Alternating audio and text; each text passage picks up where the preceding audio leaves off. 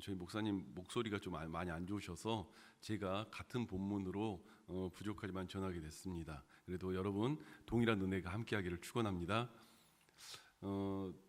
역사에 대한 이야기들을 다루는 이제 그 사람들마다 크게 두 가지의 의견들을 많이 가지고 이야기를 합니다. 어떤 의견들을 갖냐면 과거사에 대해서 이렇게 무슨 이야기를 하면 그거는 묻고 넘어가고 이제 앞으로 우리나라가 어떻게 가야 할 외교와 정책에 대해 중요하다 이렇게 하는 그 역사학자들의 이야기들이 있고요. 또 다른 한 의견으로는 과거사에 대해서 분명히 규명이 되어야 지금 앞으로의 역사를 바라볼 수 있고 그러한 시각들을 가질 수 있다 하는 그 두 가지 논점을 많이들 이야기합니다. 물론 전 둘 다 맞다고 생각하고 둘 다 아니라고 생각하는 것도 아닙니다만 사실 정확히는 모르겠어요. 두 가지 다 이야기가 되니까요. 그런데 에레미야의 예가를 가지고 말씀을 나눌 때 우리가 생각해 볼 수 있는 부분이 뭐냐면 그 에레미야가 이런 부분과 본문을 가지고 이런 이야기들을 시를 가지고 그 정말 히브리어에 그 나와 있는 알렉과 타의의 그 모든 부분들을 써가면서 문장을 정리해가면서 이 내용들을 정말 그 예술적으로 맞춰놓거든요. 이것들을 보면서 여러분 정말 이런 말을 쓰고 싶었을까라는 생각도 가끔 들 때가 있습니다. 이런 얘기들을 어떻게 썼고 이렇게 하는 정말 이 나라가 망했는데요. 이렇게 망했고 이 나라가 이런 수치를 당했고 그 수치에 대해서 낱낱이 적는 것이 정말 쉬웠겠는가라는 생각들을 해볼 때가 있죠. 그렇지만 에레미야는 이것을 써서 남긴 이유가 있습니다. 후대가 이렇게 되지 말라고, 다음 세대가 이렇게 되지 말라고 이 기록을 남긴 거죠.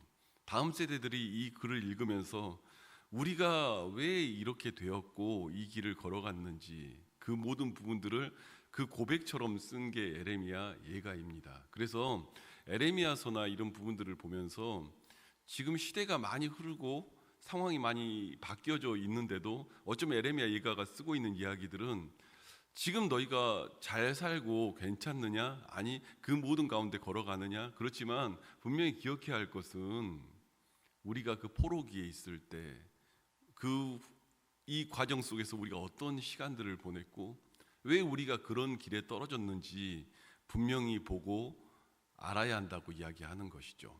그러한 의미로 에레미야 예가는 그곳에서 쓴 이야기들을 쓰고 있습니다. 그래서 5장의 첫 절부터 이렇게 시작돼 여호와여 우리가 당한 것을 기억하시고 우리가 받은 치욕을 살펴보옵소서 이렇게 말씀이 시작이 됩니다.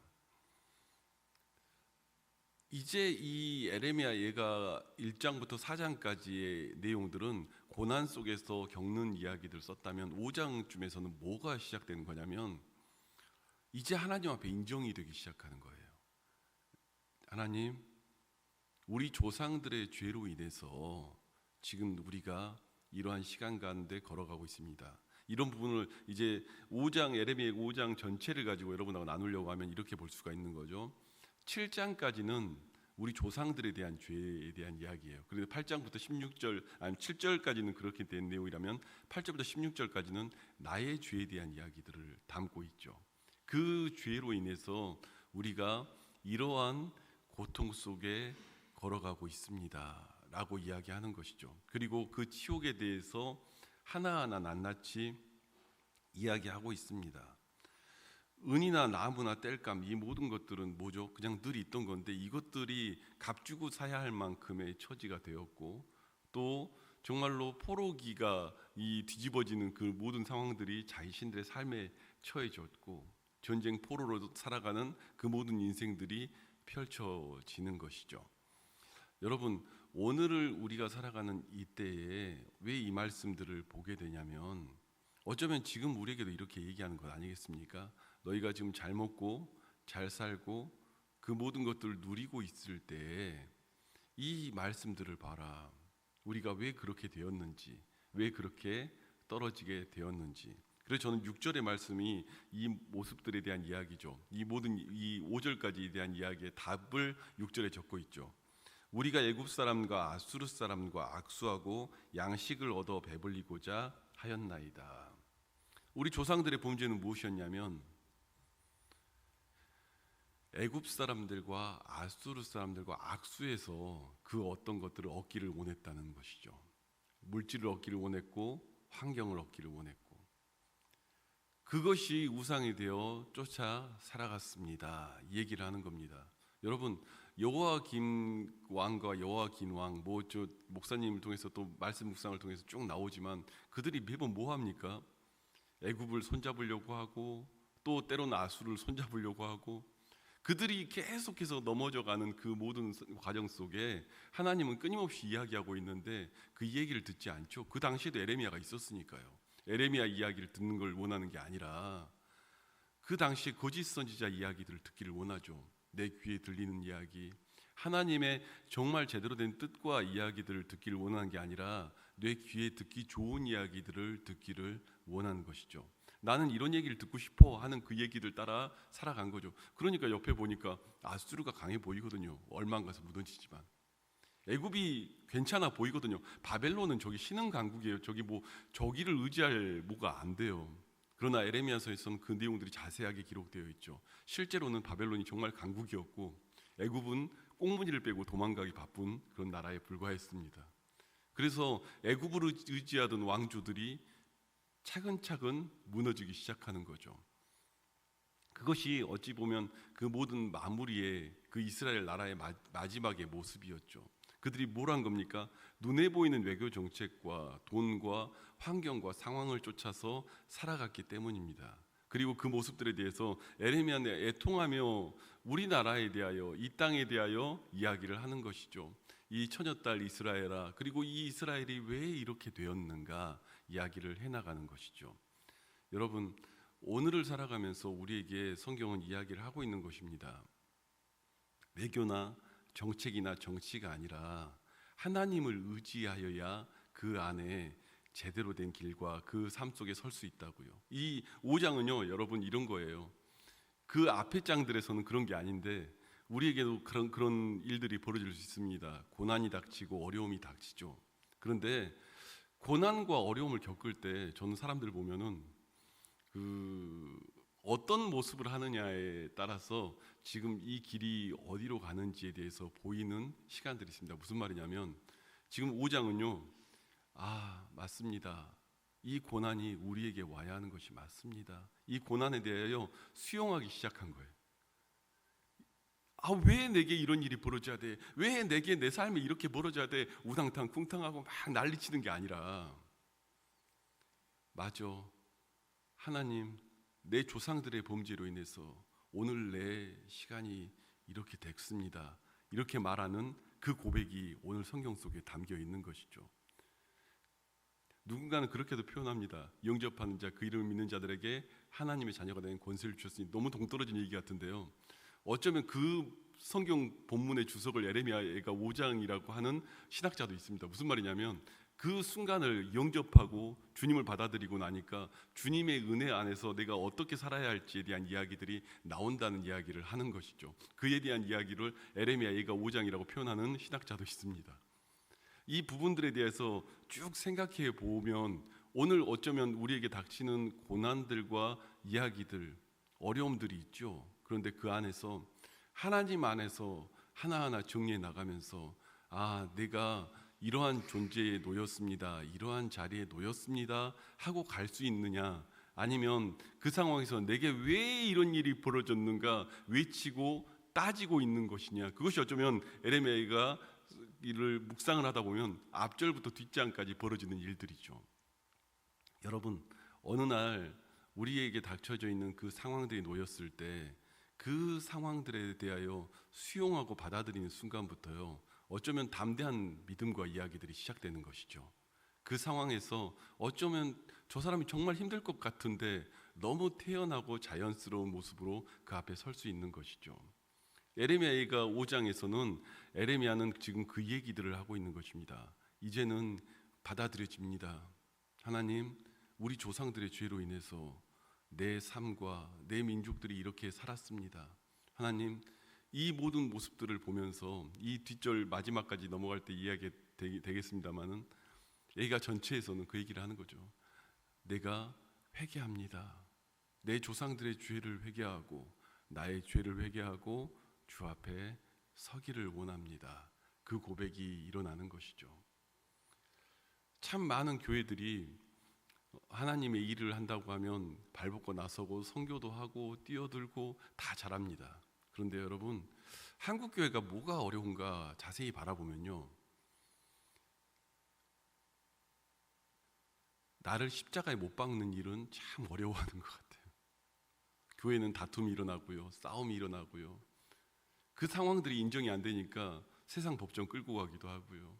그 상황이 인정이 안 되니까 세상에다 호소하기도 하고요. 내가 옳았다는 얘기를 끊임없이 해야 될 것 같은 거예요. 합리적으로 뭐가 답이 떨어질 것 같은 거예요. 여러분, 기독교는요, 의인이 죄인에 의하여 돌에 맞는 종교입니다. 의인이 더 성숙한 사람이 더 연약한 사람한테 안 좋은 얘기를 듣는 것이 기독교입니다. 잘 인정이 안 되는 것 같아요. 에레미야가 오늘 그 길 가운데 수용이 된다는 건요, 여러분, 그런 거예요. 뭔가 옳고 그름에 대해서 막 따지면서 저 사람이 뭐가 잘못됐다고 책을 잡기 위해 선택하는 종교가 아니라, 기독교는 나를 죽여서 십자가 앞에 못 박는 종교입니다. 끊임없이 누군가가 나를 괴롭히는 일이 벌어져야 정상인 종교일 수 있습니다. 나로 인해 너희를 욕하고 핍박하고 모든 악한 말을 할 때는 기뻐하고 즐거워하라, 하늘의 상이 큼이라. 어쩌면 이 얘기들이 성경 속에 써 있고 수없이 되어 있으며 그리스도 예수가 그 길을 갔는데도 불구하고요, 우리는요, 그 상황과 환경에서 주장하기를 더 원하죠. 여러분, 우리 후대에게 믿음의 유산을 물려준다, 여러분 다 얘기하잖아요. 왜 물려지지 않을까요? 보여줘야죠. 우리 선배들은 맨날 매번 문제가 터질 때마다 싸웠는데 그걸 보면서 뭘 배우겠습니까? 우리의 선배들은 환경과 상황이 될 때마다 자기 잘났다는 얘기를 더 열심히 하기 위해서 다 명분은 붙여요. 다 명분은 붙이고 뭔가를 하고 싸우는데 그걸 보고 어떻게 후대가 믿음을 이야기하고 바라볼 수 있겠습니까? 아, 저분은 정말 믿음이 훌륭해서 그 싸움 자리에 갔다고 생각할 것 같습니까? 그렇지 않죠. 십자가를 지는 일입니다. 그래서 의인이 죄인에게 돌에 맞는 종교가 기독교입니다. 더 하나님의 은혜를 많이 하는 사람이 부족한 사람에게 욕을 먹는 자리가 기독교의 자리죠. 어찌 보면 그 고난에 대해서 수용하면서 받아들이기 시작한 겁니다. 에레미야는 맞아, 내가 이 고난을 당하는 이유가, 우리 민족이 고난을 당하는 이유가 우리 조상들이 그 외교와 물질과 환경 따라서 살아가서 그렇다. 그런데 그 모습들이 오늘 그 조상들로 끝나는 죄가 아니라 이제 8절부터 16절까지 쭉 나온 얘기입니다.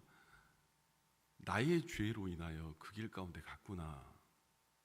내가 그 사람이구나. 내가 그런 존재구나. 매번 말씀을 묵상하며 바라보는 목회자로 살아가는데요, 참 안 돼요. 여러분이 안 되는 게 아니라 저도 안 돼요. 참 안 돼. 그 매 순간 십자가 앞에 못 박는 게 왜 그렇게 안 되는지 저는 정말 모르겠어요. 그런데 이 싸움은 우리가 가야 하는 끊임없는 싸움이라 생각됩니다. 우리에겐 그 고난과 어려움이 닥칠 때가 있습니다. 그 고난 앞에서 주님을 바라볼 수 있어야죠. 그러려면 인정이 되기 시작하는 거예요.